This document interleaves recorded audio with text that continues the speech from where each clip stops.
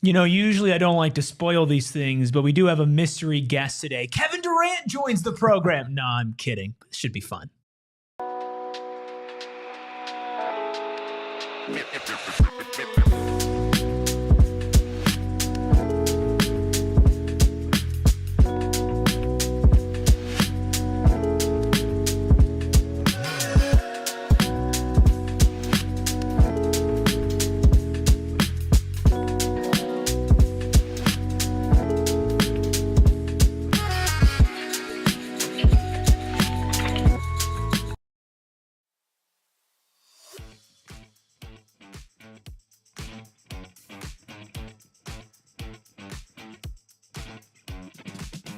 Psychos and sickos unite for a Trade Machine Tuesday edition of PHNX. Suns whole squad back for the first time in a long time on a Trade Machine Tuesday, coming to you live from Studio K, presented by Circle K. Join the Inner Circle for free by downloading the Circle K app today. Terms and conditions apply at participating locations. Visit CircleK.com for full details. I'm Erik. That's Gerald. That's Stephen. We got the freckled mamba behind the Mac, Ayrton, making all the magic happen. But of course, none of this matters without you here in the chat live. I'm talking Wow Factor, Michael, AZ Soldier, Carlos, Leo, Juju, Ashley, Grant, Levi. Oh my gosh, it's everybody in the chat. Of course, everybody on YouTube after the fact. Hit that like button, hit that subscribe button, and our beautiful, wonderful audio listeners. Thank you all so much. 5-star reviews go a long way in growing the show. Get your predictions off in the chat, not just where Kevin Durant ends up, but who is our mystery guest at the end of this show. We have a very special mystery guest joining us, and I am probably the most excited about it, and I'll explain why a little bit later. But Gerald, you cracked your fingers, you dusted off the old keyboard, and you got a new trade article for KD. Too bad there's not a lot going on. Yeah, there's not a lot going on, not a lot of updates, but just minor, minuscule, granular updates with no real traction behind them. I've been away from this for like a month, and I'm already sick of just nothing new happening, but we're just regurgitating the same stuff. So a lot of that is what my article was about today, regurgitating the same stuff. Because we're basically way to sell it, Gerald. I know, it's great. Diehards only. But I have Mama birding KD morsels to all of the public here. Dude, okay, Stephen, how are you doing? Doesn't even matter at this point. It does. It matters to me.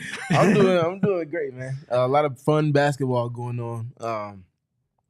Might be getting to the end of the finals potentially, which is going to naturally bring the Durant stuff that's already been secondary to the finals to the forefront of everything going into the draft. So feels like we're getting around that last corner, and a finish line is surfacing sometime soon. Yeah, shout out Manny Fresh in the chat, who's always a big fan of Gerald, says, congrats on your son. I also became a dad this past Thursday. That's awesome. Congratulations, Manny Fresh. And happy belated Father's Day. Did you name your kid Goku? Can somebody name their damn kid Goku around here? I mean, Ayrton. You probably can. No. Be the change Don't that be you want to ridiculous. see. Hey, No, don't be the ridiculous. change you want to see. Okay, right? first of all, ain't no kids coming anytime soon. Okay, so let's just get that clear. Ain't no baby Goku Rubies running around here. Okay, we are way off topic. Hi, Dad. In the chat. Nice to see you. Okay. There you go. Good job. That's growth. Screw you, that's man. growth. All right. I feel like my efforts are finally It's all you. parlaying into You have something. you have single-handedly Something. saved the relationship between me and my dad. You know. They don't ever say I didn't do nothing for you. Thank you, Stephen. Okay, also thank you, Stephen, for jumping on with me for a trending mini pod earlier today. You and I unpacked all of the latest reports that Gerald had mentioned. We're getting bits and pieces and morsels. Let's go through just quickly rapid fire here to keep people up to date. If you want us to dive a little bit more in detail, check out that trending mini pod already live on YouTube and on audio. But Gerald, last night, The Athletic reported that the Spurs are Kevin Durant's #1 trade destination. Shams has reported that Miami and Houston are two most likely teams right now, but Minnesota still being aggressive. Kurt Goldsberry's reporting the Suns want the #2 pick. And Stefan Castle. There's a lot going around. Even Brian Windhorst saying the Suns might potentially consider keeping Kevin Durant out of the whole sea of rumors and reports that we've seen with KD today. What stands out to you the most? What feels like it has the most weight to it? There was a line from that Athletic article that was something to the effect of the Suns are hoping that Kevin Durant will warm up to the idea of a Timberwolves trade. That was interesting to me because it says a lot. If that is true, it says a lot about what the Suns want in return in a package for Kevin Durant. And it's probably not what a lot of fans are going to want. It's probably not geared more towards younger players or towards multiple draft picks. It's geared more towards guys that can come in and help you compete right now. And I think a lot of us agree that like they're not rebuilding by any means. They're retooling. They want to still be competitive next year and potentially make that step back towards contention the following year. But I don't know that there's a Kevin Durant trade that's going to bring you back players that can help you win right now. So the Minnesota thing is kind of interesting to me, kind of worrisome. And it could just be a leverage game of trying to get the other preferred offers to raise their game as well. And Stephen, we talked about this morning, Dwayne Rankin over at The Republic reporting that the Suns have no leverage in the Kevin Durant trade, mainly because everybody knows that KD wants and will be traded and his age. We touched more on that on the Trending Pod, so I think that we have that covered. If you want more in-depth on that, check that 10-minute conversation out from earlier today. We have a lot of trades to get to today, so let's stop burying the lead. These are just some of the trades from Gerald's Die Hard Only article that you can find at gophnx.com, plus a couple extra trades in there as well. Still plenty of meat on the bone in that article for you to go check out, so become a Die Hard today and get to reading. But let's kick things off. Let's get to our very first trade of the day. Gerald, it's Suns Clippers. Yeah, so we're going through right off the top the main 6 suitors for Kevin Durant, and we're going through what I conceive as their best realistic offer. So trying to marry the two things together. And I got to start with the Clippers because I don't think Ivica Zubac will be on the table. I wish that he would be, but there's a limited number of ways they can make the math work if they actually are interested. And Zubac is a guy that if you're the Suns and you're trading KD to the Clippers, he would have to be included. He might be the most underrated player in the NBA right now. Was a most improved player candidate, defensive player of the year candidate, made an all defensive team. He averaged like a career high 16 or 17 points, career high in rebounds. He's good in drop coverage. Like he's the center that the Suns have needed for the last 2 years when they were trying to contend. Norm Powell played at an all-star level. I'm not crazy about the fit here in Phoenix. He would be a super 6 man, even though they have like 17 players at the 2-guard spot already. In airplane mode, he's steadily improved throughout his career. Good defender, good wing guy. You get a pick right before the pick that you already have at number 29, so not that valuable, but thoughts on this potential deal? A little behind the curtain, me and Gerald talked about the Spoelstra dynamic of KD in Miami and how that factors into why they might have a certain level of interest that maybe even goes past what public perception is. I'd imagine if this trade is even entertained, it's the same, just in a different context for the Clippers with Ty Lue and his Team USA ties and just all of the back and forth having gone up against Kevin Durant as a coach for 15 plus years now at this point. So I can't see them doing it because Zoo is everything that team's identity has kind of went into, whether it be you thinking about Harden leading their offense, but who's doing everything that makes Harden great, screening, the short roll, the blue-collar efforts, and then defensively more than anything. Zoo is that. You take him out of there, that team looks completely different. Durant and Kawhi is very interesting, though. I will say that. I mean, it's interesting. I cannot I imagine they bring back Harden, too, of course. So. I can't imagine they get rid of Zoo. It would be, again, I think a coup to get Zoo from the Clippers. Even some people in the chat saying that's not enough draft capital. We talk about you said it. We talk about Kel'el Ware, we talk about the number 2 pick or these kind of pie in the sky options for KD in a trade. Zoo is bar none the best current player that I've seen involved in basically all, if not most of these trades that you put together, Gerald, that people are putting together on Twitter, that we've put together ourselves, especially coming back to the Suns. I mean, we did a whole episode about could they get Joel Embiid or Cooper Flagg while you were gone for KD, and obviously those are more out there. I think this is just as out there. I don't know if LA gives that up.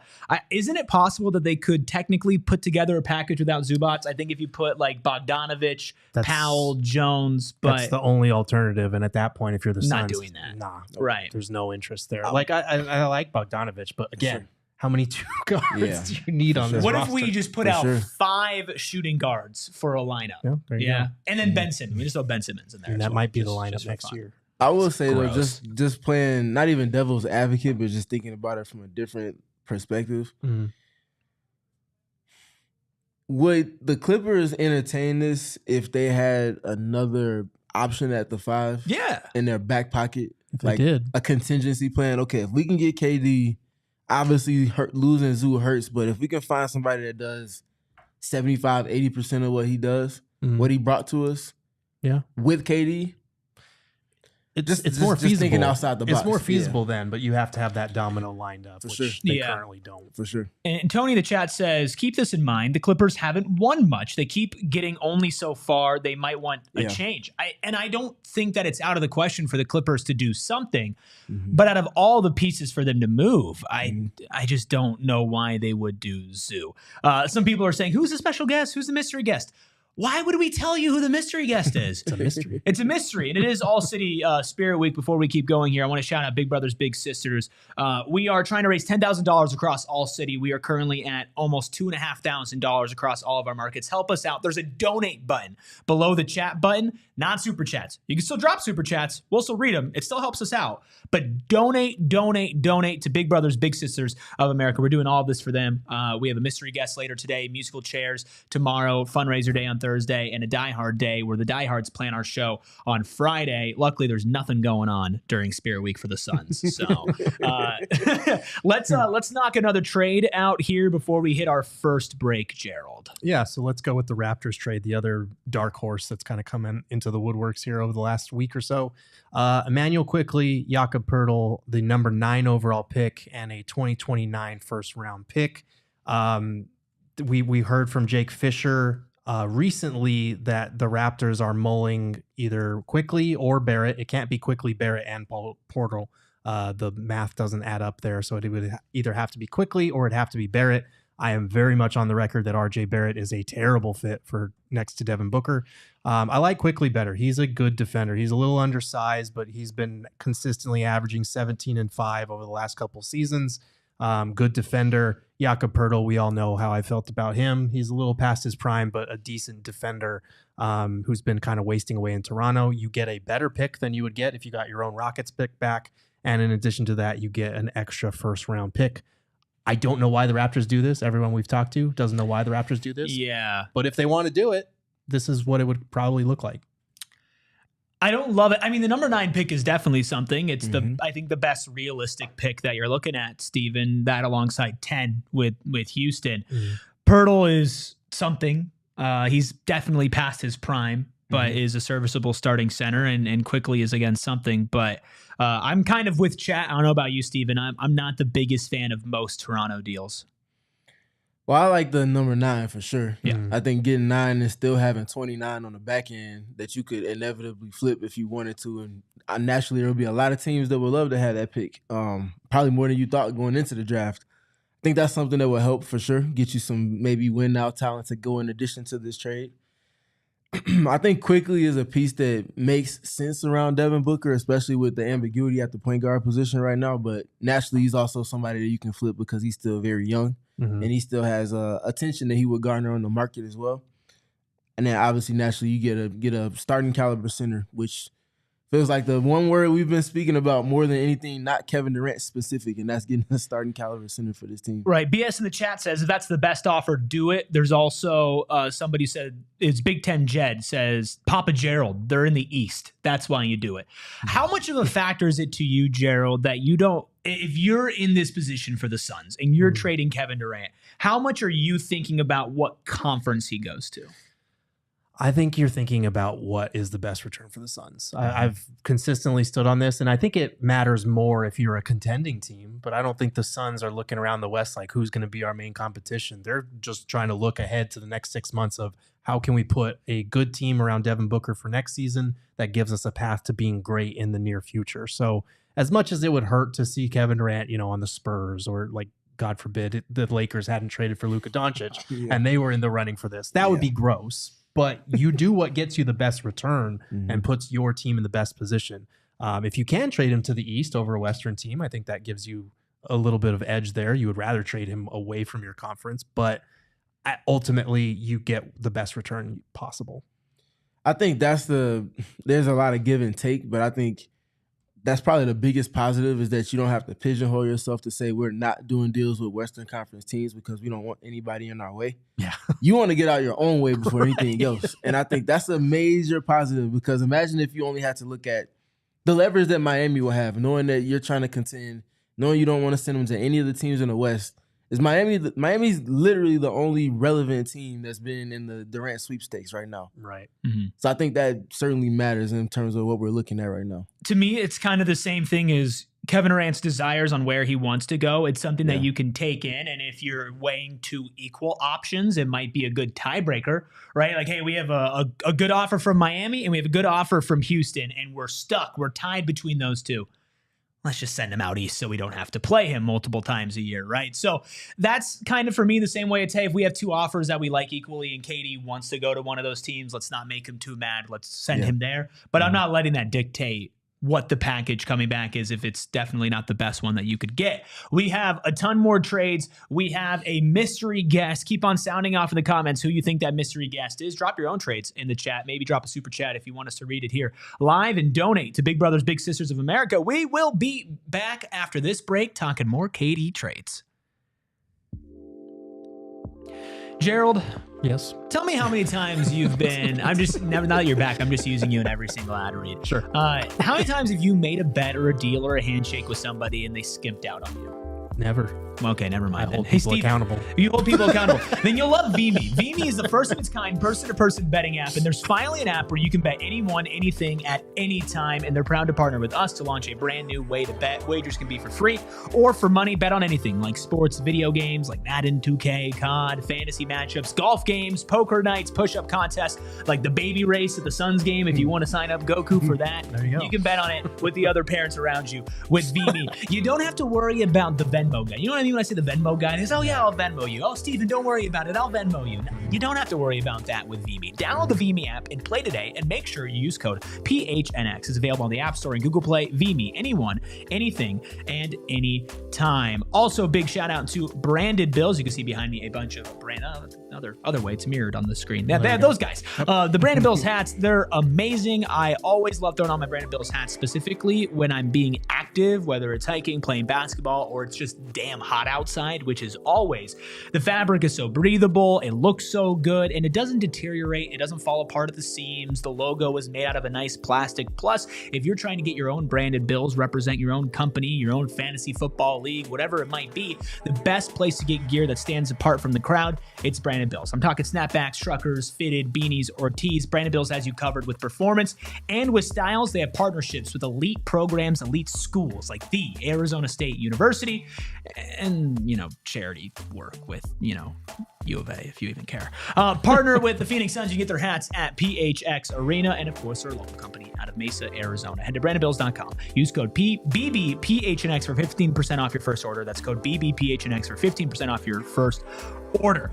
All right. We have a super chat guessing our mystery guest. They say, is it Flex from Jersey? It's not, but I will tell you this. I'm talking to our boy Flex, and I think we're going to be able to get something together with him sometime in the next couple of weeks. Yes. So hopefully we can get him on here and get his thoughts on what's been a very, very busy Suns off season. Yeah. Yes. All right. Back to trades? Back to trades. Back to trades. Okay, so we had a Clippers one. We had a Toronto one. Let's go to the Timberwolves, Gerald. Yeah, the last dark horse, but probably the strongest one. And this is what I've been hearing. This is what a lot of people have been reporting. Timberwolves have been the most aggressive for Kevin Durant.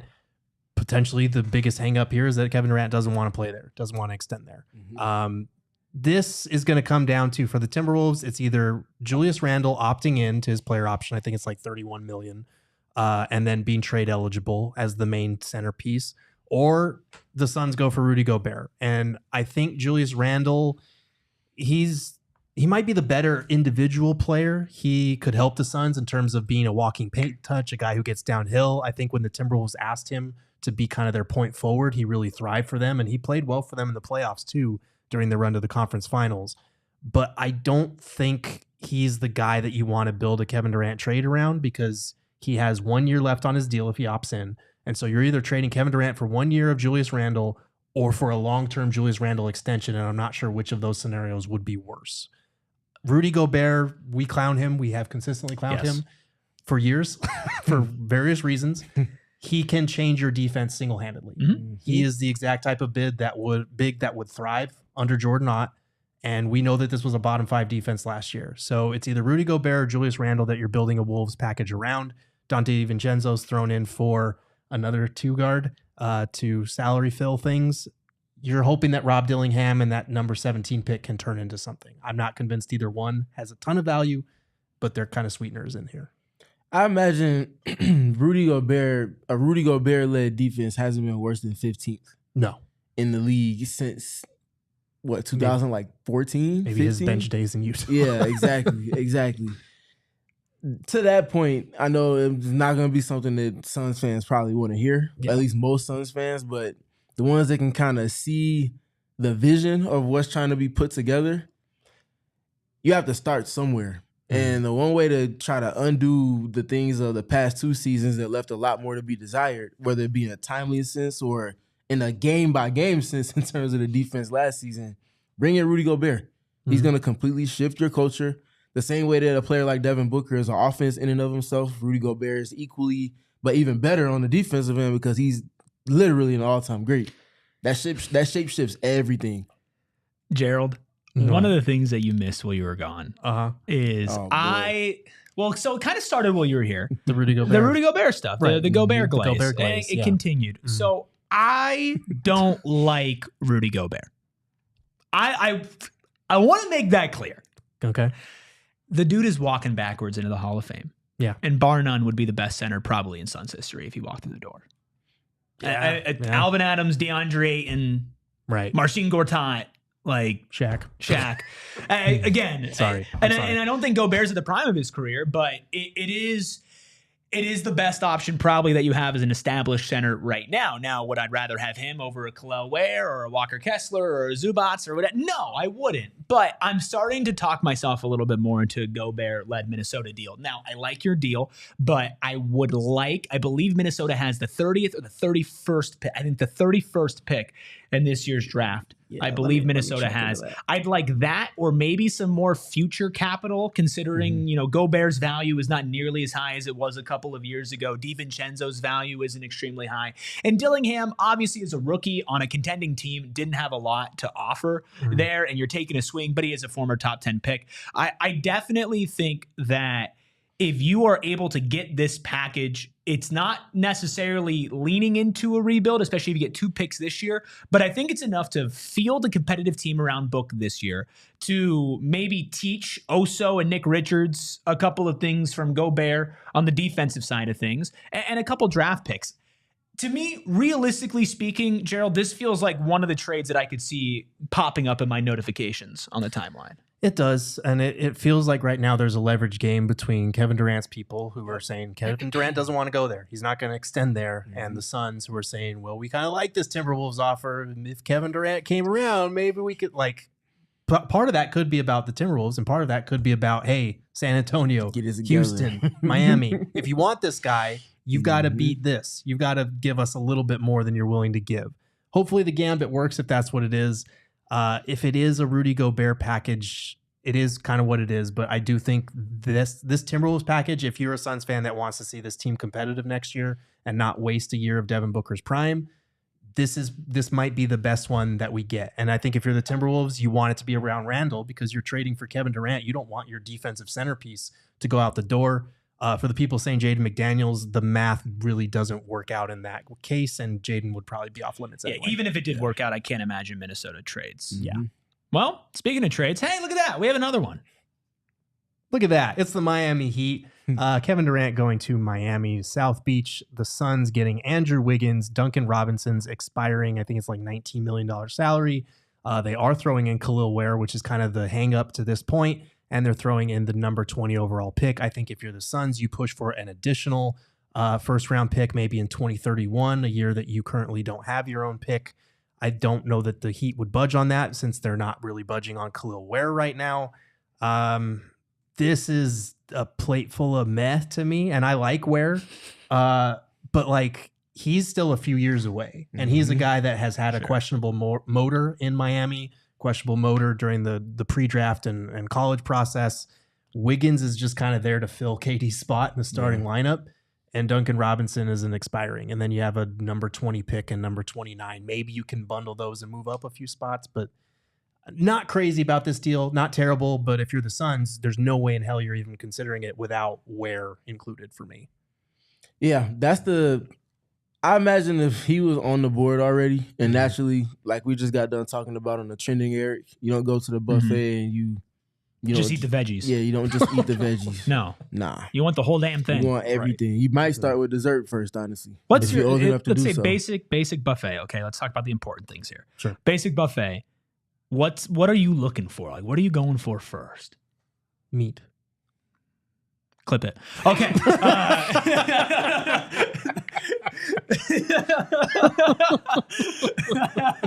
Okay. So that's crazy. So I get some of your concerns about Ware. Just skirt right back so up. Much for that. I never really anything else to add to that. Let's just clip that. Social clip that. Welcome back, Gerald. Yeah, that's great. So I was talking to Damon, who works here, obviously, and he is a Miami Heat fan. And I was telling him about the Khalil motor stuff because when we were covering the draft last year, that was something that came up. And I was still really high on him. And he said the moment that the Miami Heat drafted Khalil Ware, that all of those concerns for him went out the window. Right. And watching him this year, he didn't have any of those concerns. I don't think Miami drafts somebody that's going to have a lack of dog in them, for lack of a better term, especially because it wasn't like a top 10 pick where you just pick off pedigree. It was mid-first round pick for Ware. I think that he's probably one of the most coveted pieces in all of these talks that I like. I know he might be a few years away, but the raw potential of a guy who could play the 4, the 5, shoot threes at 7-1, play defense. And when he's on, genuinely, and this is not me trying to be hyperbolic, he looks like Wembanyama when he's on. Like when he's shooting threes, he's 7-1. Like he looks like that type of player. And then Andrew Wiggins is somebody I've been thinking about a lot. There's a chance that you put him next to a shooting guard like Devin Booker and just tell Andrew Wiggins, go play some damn defense. And he becomes a very serviceable starter and a good fit with Book, I think, on the court, Gerald. Yeah, no, I like Wiggins as, a starting caliber replacement for KD. Obviously, you're taking a big downgrade there, but the focus for Book becomes a little bit easier with a more defensive-minded wing like Wiggins. And I do like Ware. I don't want that to be twisted or confused or anything. There have been questions about his motor.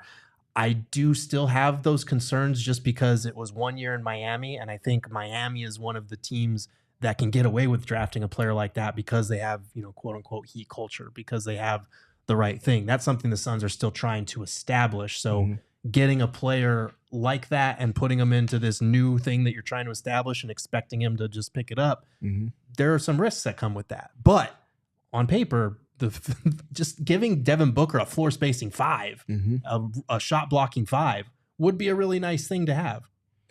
It would be. I definitely believe in the Khalil Ware potential. I think that for the loud strengths that he does have, I think some people are not necessarily looking at the weaknesses that he did show and how a lot of those weaknesses were masked. One, because the defensive infrastructure that he was operating in Miami with Erik Spoelstra, but also number 2, things look a little different and feel a lot different when you have Bam Adebayo roaming around. Yes. So, and that's not to discredit Khalil, because Khalil's presence, which Bam has been asking for a 5 to play next to him, unlocks the style of defense that Bam wants to play as a roamer instead of having to be in the paint all the time. The issue is, though, if there's more drives that are directly at him, like we saw from the Suns last year, you can't just plug and play outside of a Rudy Gobert. You can't just plug and play any center into the Suns system and expect for it to completely uproot the defense and all of the issues we saw last season. That part of mine, in addition to everything that's taken into account with Jordan I said in his presser, which was that he wants to play an activity-based defense. Khalil Ware is not an activity-based big. Switching is not something that he has in his bag at this moment. He can grow into that. Doesn't have the quickest of feet in terms of defending in space and isolation. against centers or against guards. So if he's got a big that's playing drop-laden defense, how does that shift what he wants to do with this defense? Can they put point of attack defenders around him to get the most out of him and that system? It's just questions for me on that part. Sims Go Crazy is a Heat fan in the chat saying Khalil not great defender this year. I get that. I have a feeling that with Jordan Ott's defense, and I think eventually Khalil at the 4 with a defensive centered 5 is the future of what you're looking at for him on the Heat or on the Suns. I'm going to bet on that. Personally, I'm going to bet on that guy, even if there are legitimate concerns. Last bit of information here on the Heat before we take a break, dive into some Spurs trades, some 3-team trades here. Hit that like button, hit that subscribe button. PHNX Suns live 5 days a week, Monday through Friday at 3 o'clock. Plus, we're going to do breaking news, Kevin Durant podcast whenever that does happen. We have trending mini pods breaking down the latest reports and everything. And we have a special guest at the end of the show, so stick around for that. Luis says Duncan, as in Duncan Robinson, not fully guaranteed contract. If you cut him, you only pay $9.8 million instead of $19.8 and save approximately $30 million, including penalties and taxes, because the Suns are over. So that is another small part of this deal, Gerald. It is. And you could technically, I think you can replace Wiggins' contract with Terry Rozier, who is another expiring. No, thank you. Personally, but mark this down as a sentence I never thought I'd say. I'd much rather have Andrew Wiggins. Yes, absolutely. But that is an alternative for those who are wondering. All right. Well, we've got 3-team deals, Spurs deals, and a special guest. We're going to get to all of it. It's going to be another long, but another banger edition of PHNX Suns right after this break. Why are you laughing, dude? Don't laugh. Comment. Sorry.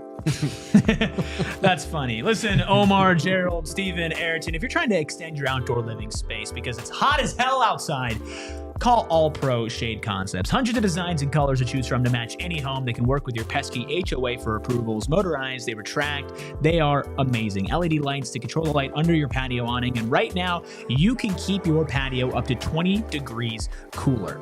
That is a big difference in the summer. 120 in the sun and 100 in the shade is the difference between being able to be outside. All Pro Shade Concepts unlocks that for you. Plus, you can trust the most trusted local shade company, voted #1 by Ranking Arizona for patio shades in 2024. 8+ Better Business Bureau ranking, and of course, over 1,000 5-star reviews on Google, including one from Espo, who had All Pro Shade Concepts come and install in their home and his home a couple of months ago. They're licensed, bonded, insured. Call 623-204-1476 or visit allproshadeconcepts.com right now to schedule your free estimate. Suns Digest says, is Gerald also a strawberry swirl girl? I am the only strawberry swirl girl here, okay? Because Wendy's has new Frosties. Don't shake your head at me, Steven. It's too late. All right. I'm still trying to get my hands on a Pop-Tart strawberry one, but they have caramel crunch and Oreo brownie. Those are the Frosty fusions. They also have Frosty swirls. I am the strawberry swirl girl, but they also have brownie batter and caramel as well. It's a new take on a classic Frosty, which, by the way, the Frosty needed no notes. It needed no additions. A nice chocolate Frosty and fries. I mean, there's no better combination, but Wendy said, screw it. We'll make it better for you anyway. And of course, not tomorrow, but Thursday will be Gerald's first ever time being on the show during Frosty Takes, where we go back and we look at some of our cold takes. But anyway, whatever flavor you're craving, Gerald, odds are they've got a Frosty for it. If you clock in for sweet treat time anytime, including midnight or later, do it at Wendy's. All new Frosty flavors, a return on a classic, gotta be Wendy's. At participating U.S. Wendy's locations, hours may vary. Shout out Robert, shout out Wow Factor, Carlos, Sean, Suns Digest, Ashley, Thousand Eyes, Sparrow, Steven, you're in the chat as well. Love all of you coming in here on a Tuesday. Honda Kiwi too donated $5. Woo! I love that. Let's go. BBBSA for us. So that's big time from this brownie batter boy. I love that. Love that from the brownie batter boy. By the way, there are some reports. I don't know exactly how legitimate they are because there are a lot of people who are reporting things that I don't know who they are. Yep. So the Spurs have bowed out. I'm going to wait and accept that as reality until I get a little more confirmation on that. Leverage. Sorry. We're still a week away from the draft. You can be out and back in by tomorrow. No, I was just watching. I'll go ahead and say I was watching Sister last night. Okay. Nice. And it was the conga line episode where they had a birthday party and they're doing Was it just like on, or did you like you like you went on like Netflix? Or you, like, it was on, but I would. But that's channels. legitimately something I would go back and watch. Okay. On. Yeah. So you doing the conga line? I love learning more about just triggered me. I was like, bro, I just went to sleep today. How does he know? Well, we don't know if the Spurs have actually bowed out or not. So let's go ahead and attack a Spurs trade here, Gerald. Yeah, let's go ahead. Devin Vassell, Harrison Barnes, Jeremy Sohan, and the number 14 pick. There have been some disputing reports and sentiments about whether the Spurs would include the number 14 pick. If I'm the Suns and I'm saying you're not including number 2, Get lost. You sure as hell be including number 14, because I need either number 2, Stephon Castle, at least number 14. I think Castle's off limits. I think number 2 is off limits. So now you're kind of left with Vassell, who I like him better than RJ Barrett, but another tricky fit next to Devin Booker, because this is not a point guard. This is not even really a combo guard. Devin Vassell is a 2 guard. Jeremy Sohan, I like the defense that he brings. Offensively, he has pretty much, I don't even want to say plateaued, because it's been even the first 3 years of his career. He hasn't shot better than 31% from 3 in any of those 3 seasons.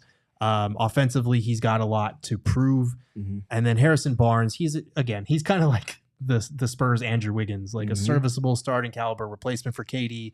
Nothing special, can play the 3 or the 4, two-way guy, but is not going to move the needle very much for you. So thoughts on Vassell, because he's kind of the centerpiece here. That contract is pretty significant, and you're only getting a pick at the very end of the lottery for your trouble.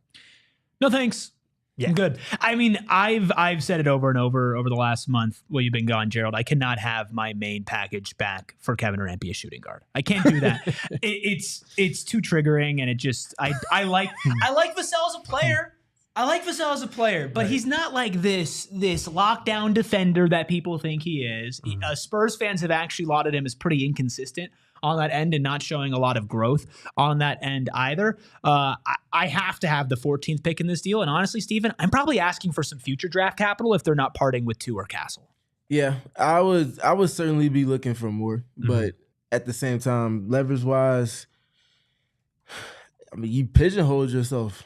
Yeah. So unless you're looping in a third team, which news to no one, I feel like it's going to be a 3-team deal that gets Durant to a new destination. You're just going to have to be stuck if this is what you have to deal with in terms of if it's only a 2-team deal that ultimately takes place. But Vassell, I like him as a player. I definitely like his prospects going forward, but not with Devin Booker. It feels like there's too much overlap. And if you're doing that while already still having Beal on the roster as well, with no plan, at least in a relevant manner, of where you might be able to, send him to next, that's too much. Yeah. That's way too much. I still believe in Vassell, but like you said, on this particular team, it just doesn't make sense. And also, if you make this trade, like, does Grayson Allen immediately chuck his phone at a wall because he's like, okay, cool. Thanks, guys. Writing's on the wall a little bit there. Not a big fan of this one. No, don't love it. Vassell with Dylan Harper Jr. Elsewhere, not in San Antonio, and obviously not in Phoenix, would be fun. Yeah. And a 3-team trade could definitely be on the table. We don't have a 3-teamer with the Spurs today, but obviously we've done a ton of those. I also think that it's very funny that Jeremy Sohan has been trolling people on Twitter with Suns emojis, and he's in Phoenix. I do respect that. Would love a good troller on the team. We lost Nurk, so we need some more social media presence. I will say, though, it's funny. Gerald mentioned Harrison Barnes being the Andrew Wiggins of San Antonio. It's funny because Andrew Wiggins played the same role for the Warriors that Harrison Barnes did for the Dubs and getting KD and Jimmy Butler. We're just getting retired old Warriors wings. Well, there's also champions. There's a good precedent for replacing Harrison Barnes with Kevin Durant. Just saying, there for the Spurs, that could be something they definitely want to do. Oh, but not for us. No, well, doesn't benefit us. It doesn't usually go the other way around. Yeah, that's tough. Last straight up 2-team trade here, Gerald. Let's talk about those Houston Rockets. Probably the longest love affair with Kevin Durant out of all of them. Yeah, at the end of the day, all of this feels like an attempt that the psychological warfare that Houston and Phoenix are waging right now on what picks are going to be included, because the Rockets, we've talked about this, Kevin Durant needs to be traded to a team that already has the infrastructure. That is a Kevin Durant away from contending, because anything less than that just doesn't make sense for him. It makes sense for the Suns based on the return, but I think the Rockets are the best marriage of makes sense for Kevin Durant and makes sense for the Phoenix Suns. We know that they own their picks, 2025, 2027, 2029. You are not getting all 3 of those picks back. I don't even know if you get 2 of those 3 picks back. But if you can get Jabari Smith Jr., salary filler, and the number 10 pick back, that's not a terrible deal. I don't know that Houston would do it, especially if everybody is currently lowballing the Suns. I don't know if they would include Jabari. Reed Shepherd, you ask people, they have very different opinions of his value because he didn't really play this year, but also he was a former number 3 pick who lit it up in Summer League and looked like he might be pretty good. I just have no way of gauging this. I would love to get Tari Eason. I think that's a bridge too far for Houston if Jabari Green's included. There's a lot of mix and match options, even though Steven Adams' extension kind of complicates things a little bit more. And that's the part I think I tried to mention last week, and I'll mention it again now. Like, yes, the Steven Adams part was relevant, but they also pushed the deadline back for Fred VanVleet to try to get their ducks in a row, to offer him a contract extension that makes sense for him, also makes sense for them. Yeah. So maybe clearing their books is a little bit more on the table than we're being led on to believe. I think that's something that might be relevant, especially once we get closer to the draft, which feels like a deadline more than something that could go past that potentially if they wanted it to, if the teams wanted it to. So I think that's going to play into it. And naturally, I think Jalen Green is going elsewhere. In this scenario. He's not coming to Phoenix. No. China. There was a report from Mike Scotto that they're already scoping out like third teams for a Jalen Green scenario. So maybe Jalen Green is the package, but he makes the least amount of sense to anyone that we've covered in Phoenix. 100%. Gross. And to those gross basketball player. To those points, how would y'all feel about Dillon Brooks with Devin Booker? On court fit, I like it. I think off court, those two got some stuff they got to work out for sure. I feel like Devin has always taken to those types of competitors that he's beefed with, like Jay, once he's played with. Because like Jay with the Celtics, there was beef there between the two of them, and then obviously Daniels. they were good. Dog, Troy Daniels was a dog. Troy Daniels was an absolute dog. Booker has risen through the ranks in terms of who he has beef Sonny with. Weems, dog. For sure. But yeah, no, I agree with what you're saying. Dog. Stop what you're doing. No, it's okay. But no, I agree with you. I think Brooks, he is the epitome of that mentality that they're trying to establish here. Yeah. And we can hate him all we want. He's a villain, whatever. The antics and what he does, it works. It gives an identity. It gives a swagger that this team has missed since Jay Crowder, JaVale McGee. Those guys were here. Chris Paul.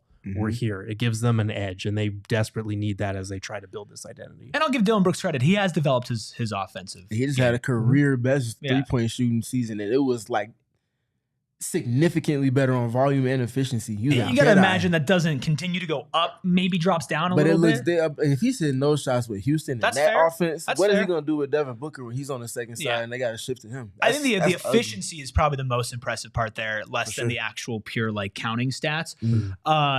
I think with Brooks, he's a great fit. He's the classic hate to play against him, love to have him on your team type of player. Reed Shepherd's your long shot for the future. And Jabari Smith Jr. is hopefully the starting power forward, maybe a small ball 5, next to Devin Booker for the foreseeable future. I think this is probably the best realistic deal you can get because you're also adding number 10. Yeah. And honestly, I could see Houston doing this because as much as we don't value Jalen Green, there are reports out there which I thought were bull crap, but maybe they're true that they actually want Jalen Green over Devin Booker, or they really like Jalen Green. And that is some offense, and that's something that they've been lacking. You add Kevin Durant there, you keep Şengün, you keep Thompson, you keep Van Fleet. That's a decent combination of experience and athleticism and youth, and keeping Tari Eason in this deal as well. I know there are Houston fans in the chat who say that that's an overpay, but I could definitely see that happening. Before we get to the 3-team deals here, what is your guys' favorite just straight up 1-to-1 trade?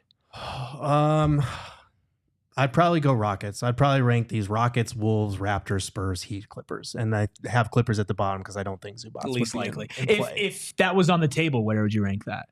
That would probably leapfrog Heat, Spurs, probably Raptors too. I think Zubats might be the best player of any deal that we've talked about. You could, pick him or Gobert.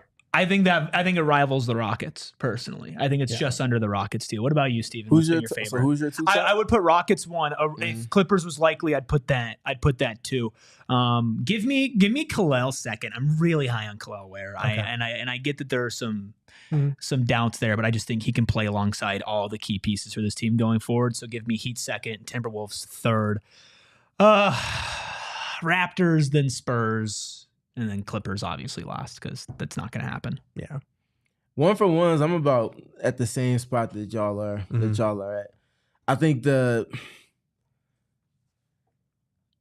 feel like there's gonna be something with Toronto where they become a little bit more relevant as the draft deadline gets closer and closer, just because of what they have, what they're willing to cut ties with, and what they could pivot to in terms of their salary cap, absorbing Durant and being able to go and add other pieces off the attraction of it. So stay tuned on that part. It's interesting to see the reaction to the Rockets trade. A lot of people are saying that's way too much, and some people are saying that's way too little. So you know you cooked, Gerald? I guess. For the people wondering why Jock Landale is in there and not Tari Easton or Cam Whitmore, the math works in that deal. The math does not work if you replace with Cam Whitmore. So Jock, we love Jock here on this program, but he's mostly salary filler. He's not necessarily to address your needs at center. And I will also say, when it comes to Kel'el Ware, I'm such a sucker for young players. Any young player that's shown promise, I'm like, oh yeah, they're gonna be great. Doesn't always work out. Like that's just me. Like I'm a sucker for guys like that. So we did Ware during the. I'm willing to look a little bit more past. We did like Ware. I think all of us during the pre-draft process last year too. I mean, if he fell to the 20s, I would have ran to the podium to myself and drafted him in New York. Okay, we've got some 3-team deals, and you mentioned Toronto. A hint for our mystery guest: they are very familiar with the Toronto Raptors, but also they cover the NBA as well. So these are hints. We're going to be talking Kevin Durant with them. Mario, that is a crazy chat that you're dropping. I can't believe I actually just acknowledged it either. We're going to get to 3-team deals, and we're going to do it after this break.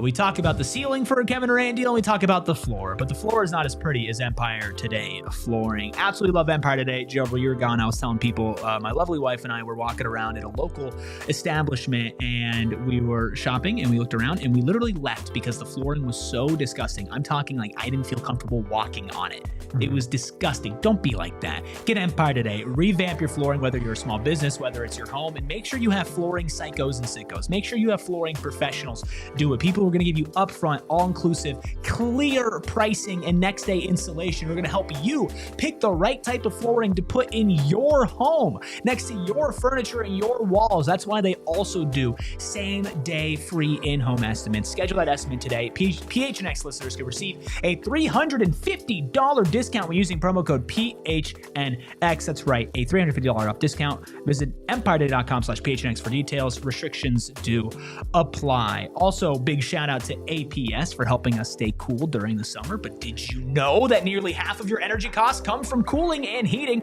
With summer here, it's time to get smart about saving them. That's why you need a smart thermostat to help manage your energy bills. Smart thermostats work with your APS rate plan to maximize comfort and convenience while minimizing your energy costs. If you're on an APS time of use plan, use your smartphone or device to automatically adjust the thermostat to take advantage of lower cost off-peak hours. Plus, APS customers may be eligible for smart thermostats for as low as $0 when you enroll in the APS Cool Rewards program. If you're not sure how to install your smart thermostat, don't worry. Free install also available at APS Marketplace. If you already have a smart thermostat at home, see if you're eligible to enroll in Cool Rewards and find instant rebates, discounts, and special offers on smart thermostats, energy-efficient appliances, and more at marketplace.aps.com. You must be an APS customer and pay shipping and taxes. Other restrictions apply. Go to marketplace.aps.com for more information.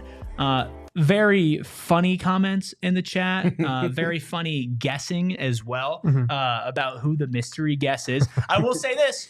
Nobody in this chat, but somebody on social media guessed it right. They did. So we'll get to that in a couple of minutes. First, we have some 3-team deals to knock out. Gerald, let's start with this one here. Yeah, let's start with the one you cooked up today. Yeah, this is the Phoenix Suns get under the second apron. This is something. Is it not? This is something. It's like I was looking at the trade machine and scratching my neck when you're back, Gerald. I'm like, oh, I want to still do something stupid with the trade machine. Okay. 3-team trade. Suns get Nikola Vucevic, Kel'el Ware, Andrew Wiggins, Terry Rozier, Zach Collins, and the 12th pick in this year's draft. The Heat receive Kevin Durant and Jalen Smith. The Bulls receive Bradley Beal, the 20th and 29th pick in this year's draft, plus a 2030 and 2031 first-round pick from Miami. So Miami's getting Kevin Durant and Jalen Smith. They're giving up Kel'el Ware, Andrew Wiggins, Terry Rozier, and 2 first-round picks, 3 first-round picks actually, including the 20th pick in this year's draft. The Suns are giving up KD and the 29th pick and Bradley Beal to get Vucevic, Ware, Wiggins, Rozier, Collins, and 12. The Bulls are giving up Vucevic, Collins, and 12 to get Beal, the 20th, the 29th pick, and then 2 future first-round picks. I don't know if the Bulls do this. I don't know if the Heat do this, but by God, I would. So I think you might have to swap the Miami number 20 pick with the Bulls number 12 pick. Like, I think the Bulls would still keep their pick, and then I think maybe 20 goes to the Suns instead of 12. That makes sense. But I'm not mad at the framework. The question is, what are the Bulls trying to do? Which has been the question for Steven? 10 years now. Hey, I ain't got nothing. Hey, that Billy Donovan extension is coming. For you. That question has not been cleared up. But we have no idea what direction they're going in. If they are in that asset accumulation mode of, give us your terrible contract, but just throw in some extra picks. I mean, a couple of future picks. Then this makes sense. But if they're not, if they're trying to win because they are buying into, I don't want to call it fool's gold because that feels unfair, but after the All-Star break, the run that they went on, if they're buying into that and saying, oh, we can be competitive in the East next year, then maybe not so much. Well, Phoenix turns into a center stop. Fine with me. You say you like centers? We got 3 last season. How about we double down? We did do that with a point guard when the Suns didn't have a point guard, and then they had 17 of them. I don't care. It's true. Bradley Beal's off the team. Kel'el Ware's on the team. Yeah. Draft picks. Like Vucevic is gone after next year anyway. We are also overstating or maybe underestimating the Bulls' tendency to trade things and not get proper value in return. Alex Caruso. Yeah, I mean, and here's the thing, man. Carney Sobis, I just got to tell you, if you're looking for somebody who once scored 30 points per game in back-to-back seasons, a former All-Star in the East, somebody who gave your team hell on a consistent basis, might I interest you in saving Bradley Beal and swooping in and just getting some incredible value for a former All-Star, one of the former best guards in the East. I mean, come on, man. What's not to like about pairing him up with Kobe White? He can mentor him, teach him how to cheer for the other team when he gets dotted from 3. These are the type of lessons that Bradley Beal can pass along to the younger generation of NBA stars. And St. Louis native. That's like basically Chicago. It's almost right? It's like the same thing.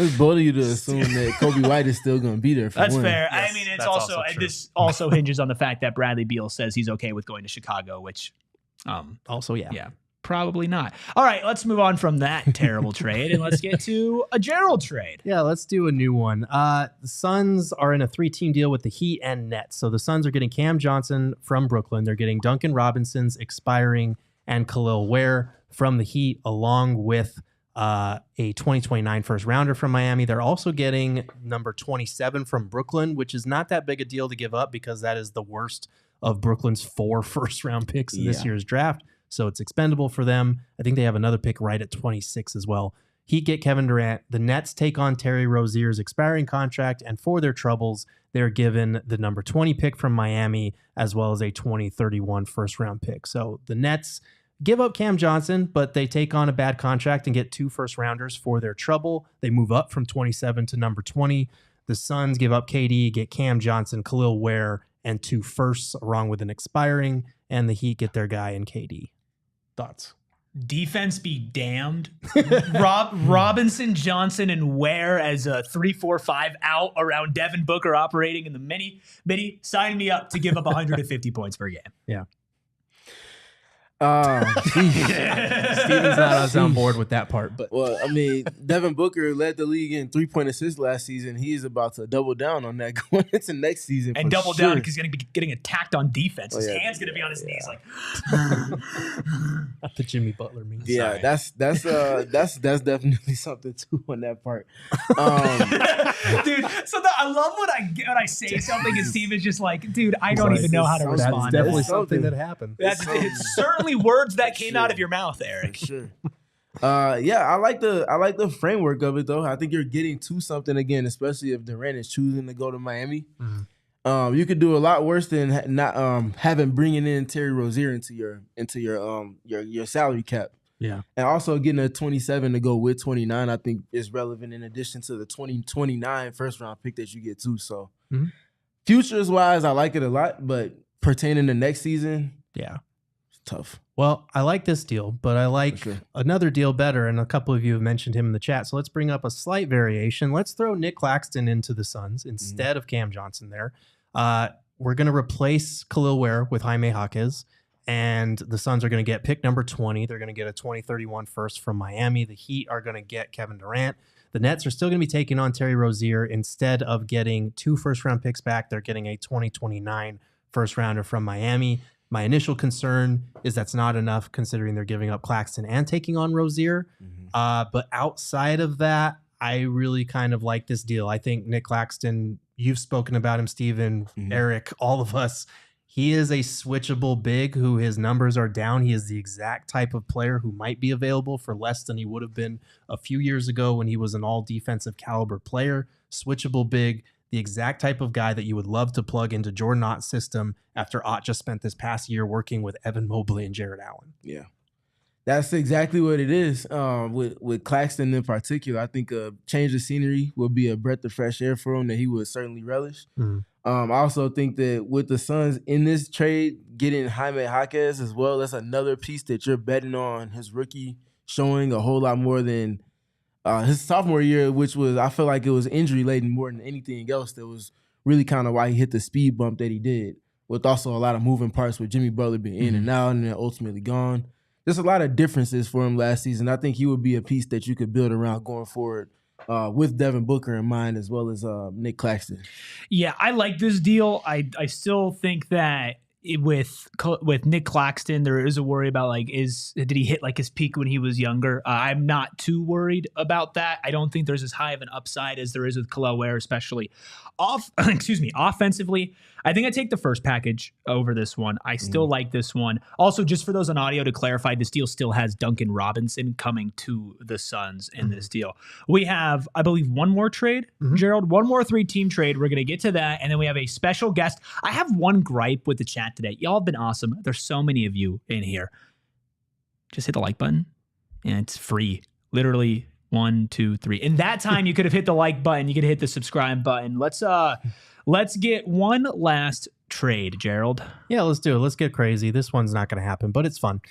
Suns are getting Lauri Markkanen from Utah. They're getting Khalil Ware from Miami. The Heat are getting Kevin Durant. The Jazz are taking on Terry Rozier's contract, reuniting Danny Ainge with Scary Terry in Salt Lake City, Dynamic as duo. well as Duncan Robinson's expiring. They're getting Jaime Jaquez, and they're getting 4 firsts. They're getting number 20 from Miami. They're getting number 29 from Phoenix in this year's draft. They're getting a 2030 first-round swap from Phoenix, and they're getting a 2031 first-round pick from Miami. I don't know if Utah is even in the mode where they're, ready to ship out Markkanen. I think Ainge is probably ready to start being more competitive, which automatically kills this deal. But if you're talking about fortifying the front court, it's fun to imagine getting Markkanen and Ware. I don't know if Utah says no. I think they do. I mean, Stephen, you and I talked about, it feels like Lowry's time there, it might be coming to a close. And if there's anything Danny Ainge has a hard on for, it's picks. He wants picks. And kick to you, Stephen. Yes, please. This guy here. I feel like I read maybe a week or two ago that the Jazz were at least entertaining calls on Kessler as well as Markkanen. Yeah. So I imagine in any deal for them to even listen past, obviously, the players that teams are going to be calling about, what are you bringing to us? And if you're talking about 4 picks, that's something that you put the quarter into the telephone and it gives you an extra 30 seconds to talk. That's what that gets you right there in that conversation. You add on top of that a younger piece like Jaime Jaquez. That's enough for Utah to look the other way on Terry Rozier and Duncan Robinson being involved with that. I do think, though, Markkanen, like the Desmond Bane going for 4 firsts kind of hurts you a little bit there. For sure. So I don't know that those 4 firsts are not that valuable for Markkanen. And I don't think Markkanen's as valuable as a player right now as Desmond Bane after the year that he had. I was going to say that's the thing. Yeah, and you're getting Jaime, who had a down year, but if you're high on Jaime, maybe you could say, well, we're talking ourselves into that's a young guy we're taking a shot on. Yeah, he's down in value, but like you're taking on 2 bad expiring contracts and the best player you're getting back is Jaime Jaquez. I don't know. I think they would agree. want a more valuable pick. It's the picks, I think, that might make that go through. I don't know if that's super realistic, but I'm intrigued. If you're also intrigued in who our special guest is and you're on TV, I got to remind you, the party always continues over at gophnx.com, which means it's time for overtime, baby. And that means it is time to wrap up our Trade Machine Tuesday conversation. Let us know down in the comments below, what was your favorite trade that Gerald cooked up today? If you have not already read his article at gophnx.com, his triumphant return to writing after his paternity leave, go ahead and check that out. Become a diehard today. If you also have not donated to Big Brothers Big Sisters, which is the reason why we're having a mystery guest today, is we're having a Spirit Week to help them. Make sure you hit that donate button below. Help All City raise $10,000 just this week for a fantastic cause. And if you want to get more involved, go to bbbs.org/allcity. I am extremely excited for this mystery guest. Espo went ahead and booked this guest for us. Now, I don't know how familiar other people will be with this person. I mean, he hosts a very, very big NBA show. He's somebody whose show I have been following since I was a wee lad and is extremely good at what he does. He has an incredible pulse on what's going on in the NBA, and you can catch his show with The Athletic. It's called No Dunks, Monday through Friday. Without any further ado, let's talk to J.E. Skeets about the Kevin Durant trade market. Spirit Week continues here at the All City Network. It is time for Mystery Guest Tuesday, and we have an amazing mystery guest joining Erik, Stephen, and Gerald on PHNX Suns. It's J.E. Skeets of No Dunks fame, one of the OG, if not the OG, NBA basketball podcasters, formerly the starters on the NBA Network and TNT, and so much more. Skeets, how you doing, man? NBA Finals in full swing. I'm fantastic. Happy to be on. Happy to be the mystery guest. I like the sound of that. It's like I'm running into the Royal Rumble. Nobody knows I'm coming in. What's your theme music if you're running in? Great question. Probably Break the Ice by John Farnham from the 1984 BMX movie Rad. Yeah. just a casual mainstream option there. Just a great song. I mean, it's a great song. I would love to run in the ring to it. That's definitely one that, he's sat up and thought about before. Your overarching thoughts on what's been going on with the Kevin Durant trade saga from a more holistic national perspective than maybe us in the weeds here in Phoenix. Yeah, I guess you guys are probably getting a little tired of talking about hypothetical Kevin Durant trades. Yeah, just a little bit. Hopefully we have a conclusion to this soon. It's been weird just because we know it is going to happen. Like right after the season ended, it was basically a done deal. Like, okay, yeah, they are looking to trade this guy. He's still talented despite his age. And then who wants him and who wants to then hopefully sign him to the extension? So we've had these big lists that have sort of dwindled down a little bit, but now it seems to be like, are the Wolves still in it? Are they not? So I know it feels like one of the Texas teams or Miami, but man, there's still a lot of buzz out there about the Wolves being aggressive. So I don't know what to think. And you just keep getting reports from these people that are pretty plugged in. And we just sort of wait and see. And all we can do then is be like, what package could Houston put together? What package could San Antonio put together? Would the Heat include so-and-so? And we go from there. But it is fun. It's good for business. People, they love trades. They absolutely do. And to that point, Skeets, I got a two-parter for you. So number one, what's the best trade destination for Kevin Durant? And number two, what's the best trade destination for the Suns? Ooh, okay. That's a good question. Again, if we're going with sort of this short list, if we believe this is the list, and again, a part of that, him having the tiniest bit of leverage over like, hey, look, you trade me there, and then I'll sign that extension with so-and-so, maybe not other teams. Again, Phoenix doesn't have to say we'll play kind like that, but I can't imagine a team wanting a disgruntled Kevin Durant, even if it was for 1 year. So let's go with that. Of all the sort of prospect players that are realistic, I'm a big Jabari Smith Jr. fan. So I do, if he is included in some sort of Houston deal, even if that does mean Jalen Green's the key piece, I think you can work with that and maybe spin him out. But I like him as a player, as a piece going forward for the Suns. The flip side of that, KD, it's a good spot, but man, I would love to play with Wembanyama and De'Aaron Fox if I'm Kevin Durant at the end of my career. I like how that sounds. So I guess I picked those two Texas teams from on different sides of the coin. Skeets, I have a quick one for you, and this might, well, I take the quick part back because it's gonna be a little thought exercise going on. So, looking at the teams that I guess are his favorites to go to, and looking at the returns that one of those three or each of those three teams could potentially net, what young piece would you maybe like to see most with the Suns in odd system with Devin Booker? So we got Vassell, Johnson, Jabari Smith Jr., Tari Eason, Kel'el Ware, pretty much those kind of names. Who would you like to see most with the Suns going into next season?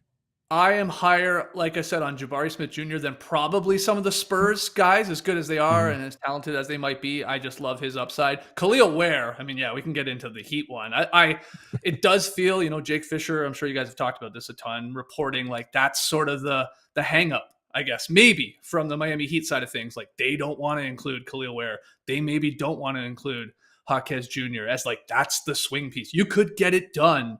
Obviously with like Wiggins' contract and then a Rozier or a Duncan Robinson. Kel'el Ware, to answer your question, if that one's realistic, that's awesome to me. His age, his potential at the center position, it feels like that's a hole that the Suns could obviously fill. That's a no-brainer. I love Jaquez Jr. I know he's older, so I know that knocks him down a couple pegs to some people, but I still think he'd be great in Arizona alongside Booker. But I would go, I guess, Ware, even though I think it's unlikely that the Heat would include him or even should. And the most realistic one is Jabari Smith Jr. To me, that's how I sort of would, put them in ranking. Quick follow-up for you. Jeremy Sohan wasn't included in the names that I mentioned. How does he kind of stake claim in that hierarchy for you?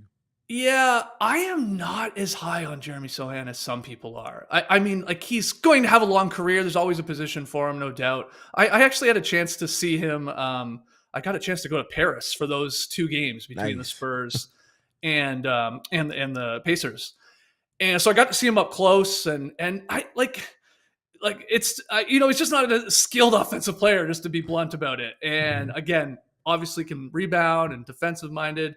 But I'm just not as high on him. I really not. Like, again, he'll be in the league. He's going to have a spot. But these other guys that we're talking about, to me, have the ability to blossom, to turn into, an all-star or a borderline all-star. I don't think that's in Sohan's future, but that's my reading on it. I don't know, man. He was hitting open threes in a gym during the summer. We all know that means he's going to be good. Well, Ben Simmons has never missed in the summer. Oh no, the Sohan Ben Simmons comparisons. Now I'm no. No, I'm not going that far. Let's put on the old GM hat, Skeetsy, and let's say you are in charge of a team who is maybe interested in acquiring Kevin Durant. Where do you put his value entering his age 37 season for the 15-time All-Star? That's a good question. Look, he's not. I think every time Durant's been moved prior, he was pretty obviously still a top 5 guy, right? I mean, or at least right there on that sort of window. He's nowhere near that nowadays, like with his age. I mean, it's just a big part of it. But is he still top 20? Is he still top 25? Like, is he more in that ballpark? Probably 15 to 25 somewhere. He just has such an elite skill. And I don't see why it would suddenly disappear as long as he's out there and healthy. And we're talking, the jumper off the bounce. I mean, it's just like he's automatic from mid-range. So I'm always worried with Kevin Durant a little bit about his attitude or his vibe and the impact he can have positively or negatively on a locker room. So I want him going to a spot into a setting where that's like either there's like an alpha dog and he slots in behind him, or he's the alpha. I guess if he was in Miami, that's probably the case.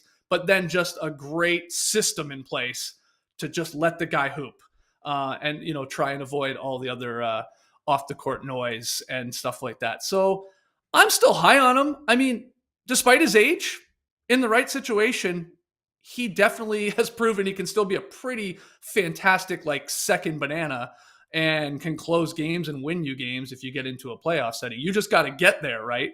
And into those matchups. He's not going to fall off a cliff. He's suddenly not going to be able to shoot. Like, no one thinks that. So it's just you're really getting into the health factor. And I think having sort of a good system in place in your organization, in your locker room, for him just to plug in and hoop. But I'm still high on him. Yeah, having that infrastructure and that culture in place makes a lot of sense to me as far as Kevin Durant still being able to contend. Let's keep the GM hat on for a second. We know the Suns are not going to get the same value for Kevin Durant that they gave up to get him. But if you were the GM of the Suns, how are you approaching what you're targeting in a Kevin Durant trade? Because we've heard Phoenix is targeting, players that can help them compete now. Obviously, you need salary filler guys of that caliber. But draft picks, young players, maybe not as much of a priority. If you were the GM of the Suns, how are you trying to build around Devin Booker with this pivotal deal, knowing that you still have Bradley Beal to kind of figure out or deal with for the next 1 to 2 years? Right. Oh, Bradley, still here. What are you doing here, Bradley? Oh, you don't want to leave? You sure? No. Okay, you're here. That's fine. That's why when on our No Dunks podcast, I guess it was late last week when we were like getting buzz of some of these teams and we went through all the hypothetical deals, we sort of came to the conclusion, again, to go back to Minnesota, of like all the players that we have just talked about, the four of us here.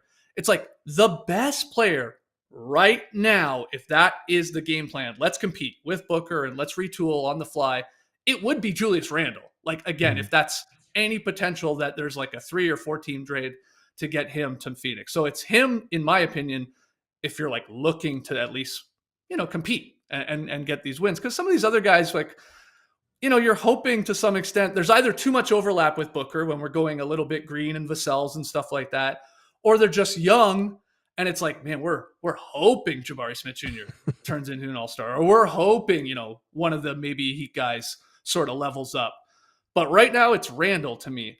As for the picks, I mean, I'm the GM. I got the hat on. I'm like, I want all three. Like, I want good players. I want promising young guys, and I want draft capital.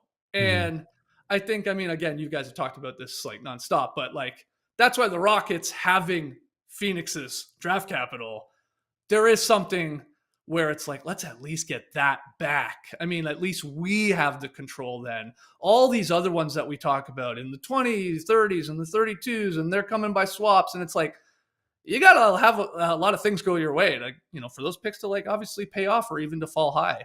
You got your own, you at least know where they're going to lay. So that is another maybe bonus for the Rockets. Again, you guys have talked about this. There's nothing you don't know, but there is that idea. If we are leaning towards draft capital, let's get our own. To get that control. What would be maybe the most intriguing or interesting thing you would be looking forward to with the Booker-led Suns roster going into next season? Well, first off, I am a huge Devin Booker fan. I'm on record. I've been a Booker guy since day one. So obviously there's been ups and downs, a lot of losing early and then a lot of success there going all the way to the finals. And then him finally getting his flowers, I felt like, and people are like, wising up, like, oh, he actually is a good player. He was just on a bad team. He wasn't just empty stats.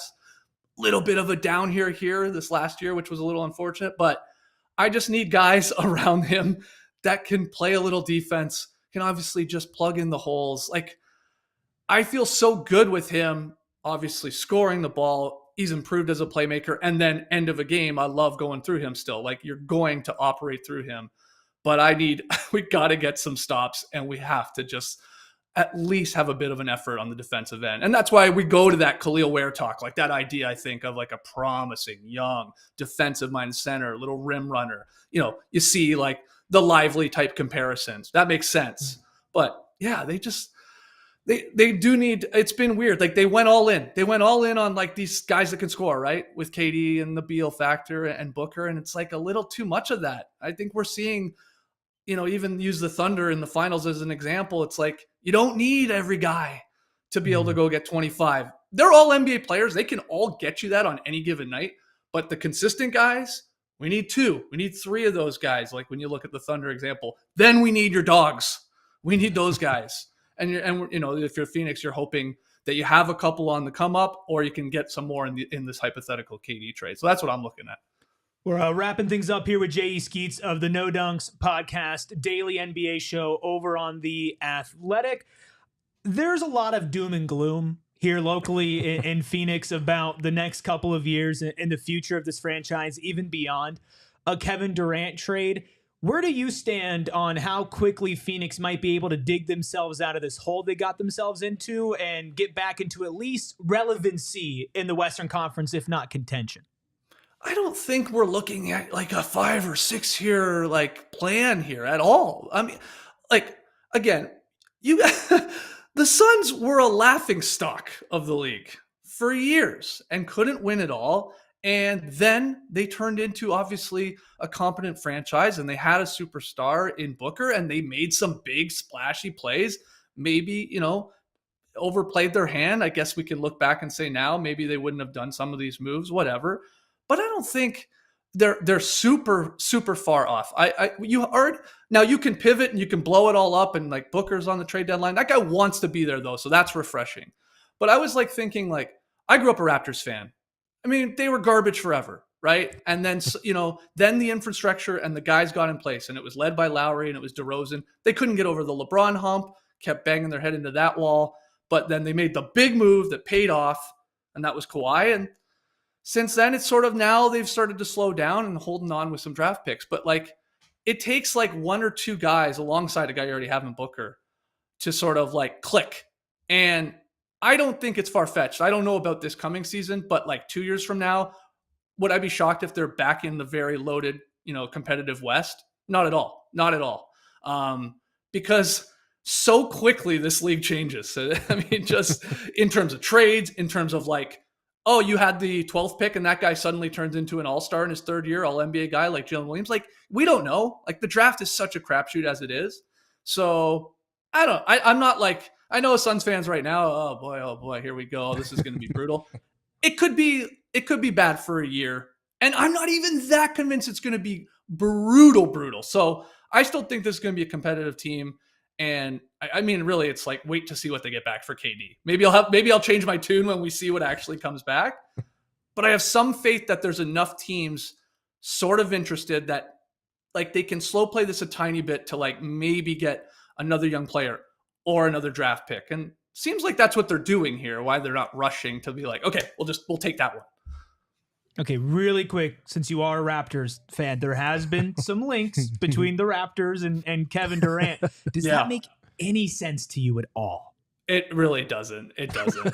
I like KD. Like, as fun as it would be, I guess, to see him in a Raptors jersey, still scoring 25, cool. But like, we talked about that infrastructure, and maybe like KD has to go in theory to a team that's like that's why the Heat is weird. That's why the Rockets makes more sense. Like, they were the second seed in the West, and we saw their limitations. It seems to be like, I know I'm like getting way ahead, but like, remember we were looking at the Thunder and they slow played it and they got to the playoffs, and then we saw what happened. Like, Giddey couldn't be out there. They could have used a little more defense. You could have used a big. And that's what Presti went and got. He went and got Hartenstein. He went and got Caruso. And bang, they're one win away from winning the whole thing. Like, those guys have obviously helped. Now, could the Rockets be looking at their team? We got a lot of young guys. We got to take our lumps in the playoffs. But we're missing said piece. That would be Kevin Durant. We need a scorer. I think there's some correlation. I don't think the Rockets are going to win the title if they make a trade for KD right away. But he needs to go to a team that they're close, or at least like on that trajectory. My Raptors are not. They're just not. Raptors fans are delusional. I said all last year we were going to be bad, and we were. But we got Ingram, and we got RJ, and we got Quickly, and we got a weird team. But we got to see how they like play together with Scotty Barnes as the main guy. But I don't think KD's going to Toronto. I think that's all smoke. Let's say real quick, was it Ujiri that put that out for the media, or was that Drake? Oh, good point. I'll go Drake. He's trying to build his image back up. Makes sense. Yeah. It's a good call. Skeets, man, thank you so much for taking some time out of your busy schedule to join us here. For those who aren't familiar with what you, Tass, Trey, JD, and the whole crew do on a daily basis over at No Dunks, you want to let them know where they can find you and what y'all are all about? Yeah, we do a daily show Monday through Friday, sometimes weekends, especially during the playoffs. We do emergency podcasts, of course, too. We will do one when KD is inevitably traded. But 10 a.m. every morning, 10 a.m. Eastern, really early for you guys out there. On YouTube, we go live. And yeah, just talk about obviously the big games and the big stories and have a lot of fun. And yeah, come check us out. No Dunks on Apple. It's on Spotify. It's everywhere. If you don't know by now, I mean, you're not going to care. So thank you so much, Skeets. We appreciate you. Have a good one. Take care, guys. Good luck. Man, I will say this. Some people might be like, yeah, I don't know who that is. Learn. Because that dude, and so No Dunks is like my OG, like that's the show I listened to, watched every day. It's had a lot of iterations, was on NBA TV a couple of years ago. Before that, they were the Basketball Jones, which is like the first basketball podcast like ever. And there's more members of the program, like they're super fun. A lot of like what we do, we have mirrored how they attack things on the NBA side. Great companion shows to get a national perspective on the Suns, the finals, everything going on. Highly recommend checking out No Dunks. I would say let's get our biggest takeaways here, but we got to get out of here because PHNX Cardinals is coming up next. But of course, we'll have a lot more Kevin Durant talk to get to. Tomorrow, we'll continue our coverage of KD. We'll also be bringing you our official big board of the draft prospects that we need the Suns to get. We'll be bringing that to you tomorrow, and then later this week we'll hit free agents, and whenever a Kevin Durant trade goes down, remember that we will be doing a breaking news podcast right here on PHNX Sports. So hit that subscribe button, hit that like button, go to gophnx.com and read Gerald's article if you're a diehard. If you're not a diehard, become a diehard at gophnx.com/join. You can follow the show until then at PHNX_Suns. We'll bring you up-to-date updates on KD as well. That's on Instagram and on Twitter. You can follow Stephen. Don't call him Steve, or don't kick it to him after saying Danny Ainge has a hard-on for picks at Stephen PG3. Correct. And that's Stephen with a PH. That's why the PH is for balance. You haven't said it in a while. I feel like you need to bring it back. The PH is for balance. When you it's allow not it to be Steve. You can follow Goku's dad, Gerald, at Gerald Bourguet. You could follow me breaking up the balance as always at ERIKRUBY. Expect to see all of you back here at 3 p.m. tomorrow, and looking forward to talking to you then. We all silly like the mayor.